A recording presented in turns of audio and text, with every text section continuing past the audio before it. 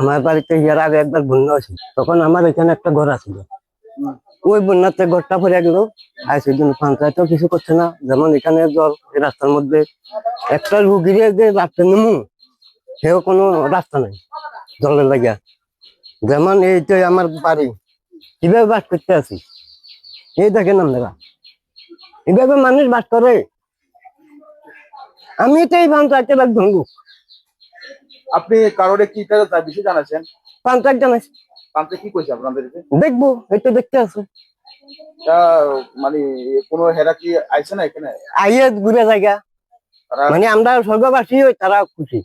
এটাই, এটা কোন জায়গাটা? এটা অস্ট্রেলিয়া শিল্পী ভাড়া। তো এখন আপনি যিনি সবার কাছে আপনি কি চাই? আমি চাই শুধু আমার এই জলটা যেন একটু ড্রেনটা করে দেয়।